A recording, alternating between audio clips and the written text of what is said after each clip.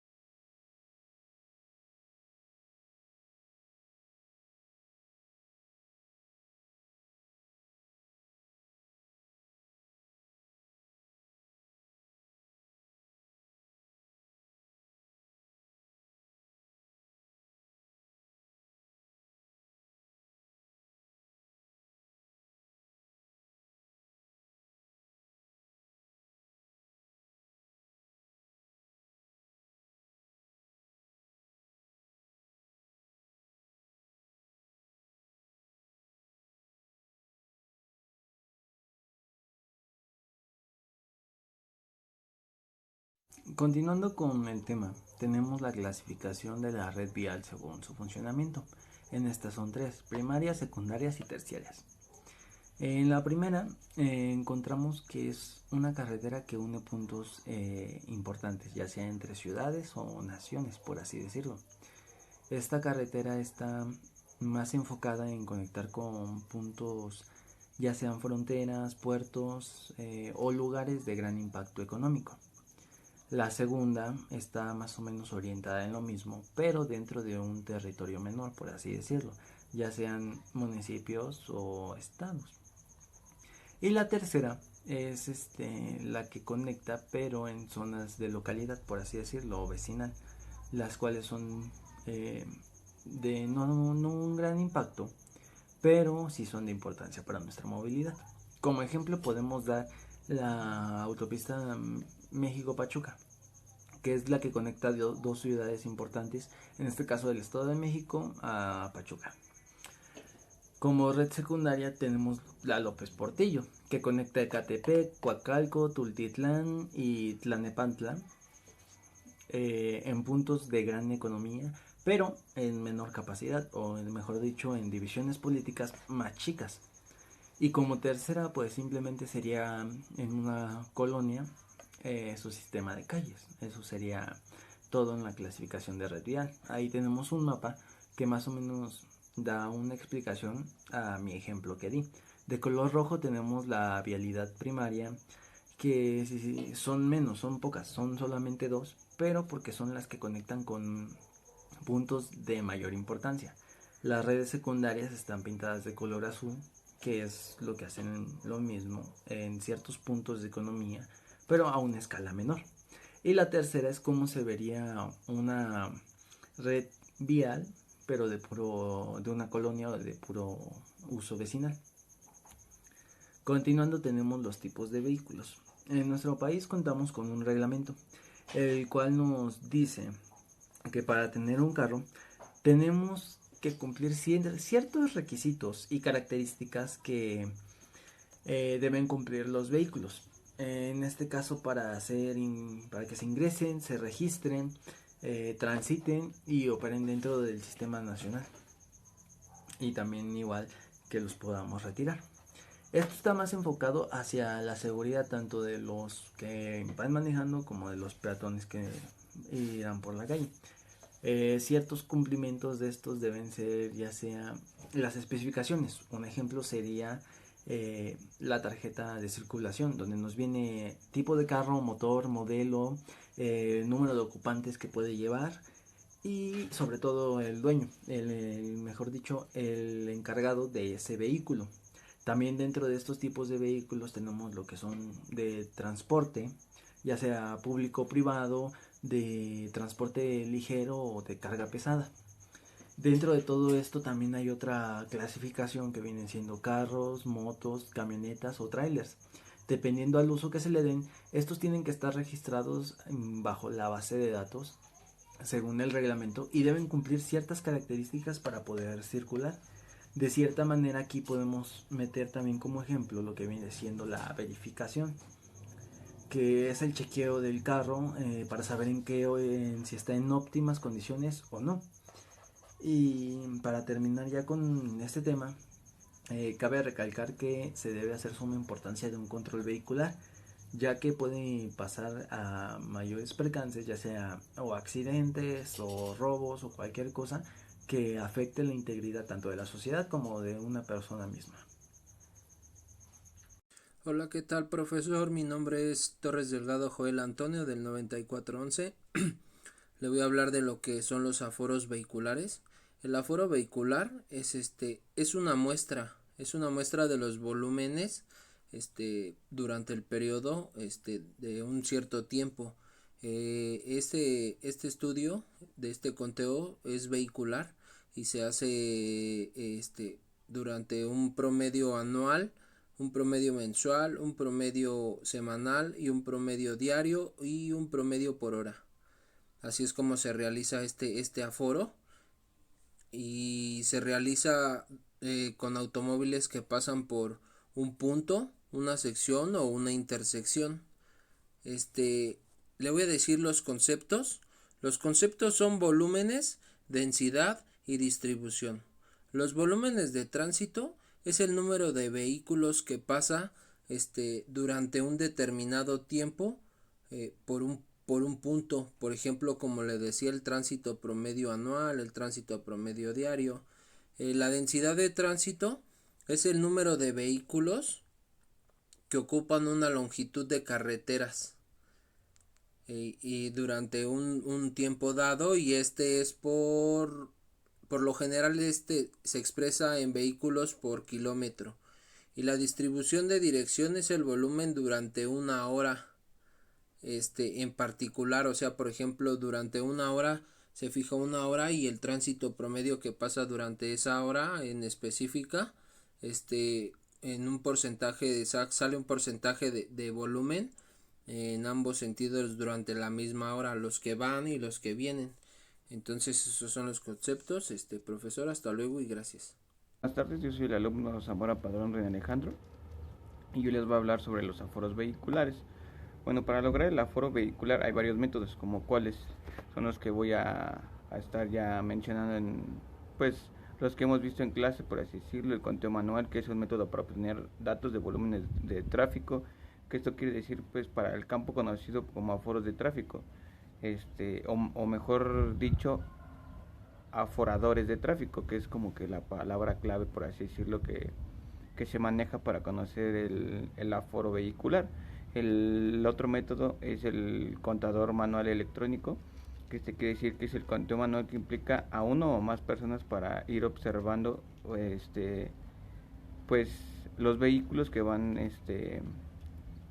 cruzando o ocupando la carretera, por así decirlo, y tener un control del aforo, por así decirlo. El otro es el método del vehículo en movimiento. Esto se emplea para obtener volúmenes de tránsito en un tramo. Esto quiere decir que es en una sola que sirve para determinar tiempos y velocidades también, a qué velocidad pasa el vehículo, etcétera, etcétera.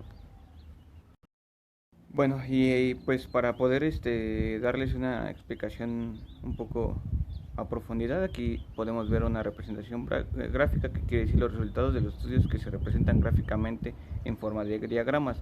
Esto quiere decir que para poder tener un mejor control del aforo de los vehículos que van, pues el volumen del aforo, esto quiere decir los carros que van cruzando en las carreteras, en tramos, en vías urbanas, por así decirlo. Aquí tenemos pues volumen en vehículos en ambos sentidos. Esto quiere decir en vehículos ligeros, autobuses, etcétera, camiones, camiones de diferentes, y aquí lo podemos de una forma gráfica pues para podernos dar a entender mejor a lo que queremos dar a entender en el tema. Buen día, profesor. Mi nombre es Castillo Santos Abner Alejandro y le voy a hablar acerca del control de tránsito.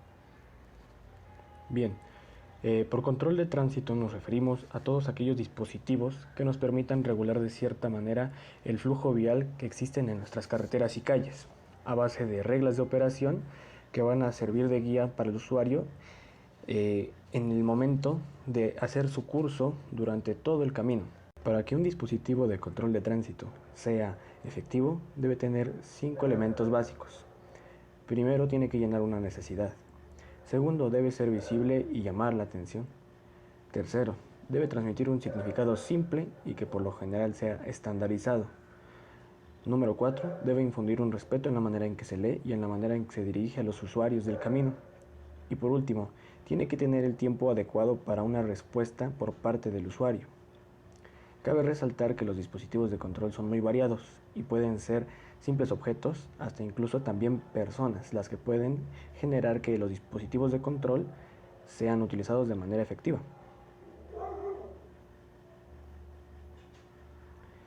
Bien, en el control de tránsito, en específico para el control, la conservación y la mantención de los dispositivos de tránsito, se toman en cuenta 4 factores. El primero, el diseño. Por diseño nosotros entendemos que las señales por lo general tendrán que cumplir con un margen de estándar en cuanto a la tipología de letra, los colores, los tamaños, incluso los contrastes, puesto que hay que recordar que el dispositivo deberá cumplir su función de día y de noche, por lo cual es importante utilizar los colores adecuados que se puedan apreciar en ambos momentos del día. Igualmente, nosotros tenemos como segundo rubro a tratar el emplazamiento de nuestro dispositivo de control. Nosotros debemos tener en cuenta en dónde es el punto adecuado en la ruta para que nuestro dispositivo sea lo suficientemente llamativo para que el conductor lo note y pueda atenderlo. Por lo general, esto suele ser planteado al momento de generar las pruebas de la ruta, las pruebas preliminares para la apertura del camino. Número 3. Nosotros debemos tomar en cuenta la conservación de nuestros dispositivos de control. ¿A eso qué se refiere? Si nosotros llegamos a utilizar dispositivos, por ejemplo, digitales, tendremos que asegurarnos de que los mismos sigan funcionando, que no hayan sido dañados, que sus circuitos estén dando el mensaje correcto. De lo contrario, tendríamos que darles una mantención a los mismos para que sigan en funcionamiento. Lo mismo ocurre con los dispositivos de señalamiento clásicos, los que están en postes, los que son metálicos. En caso de que se puedan reparar, tendrá que hacerles el ajuste, tendrán que hacerles una mantención ya sea de pintura, de herrería, etc. Pero en caso de que esto no sea posible, tendremos que requerir al cuarto punto del control de nuestros dispositivos de tránsito, que vendría siendo el reemplazo de nuestros mismos dispositivos, en caso de que estos hayan sido vandalizados o que ya se encuentren en un estado muy deteriorado. En ese caso habrá que retirarlos del lugar donde están y tendrán que ser nuevamente planteados y que sean de acuerdo al estándar que se está utilizando en el camino para que no haya ninguna falta de señalamientos durante la ruta.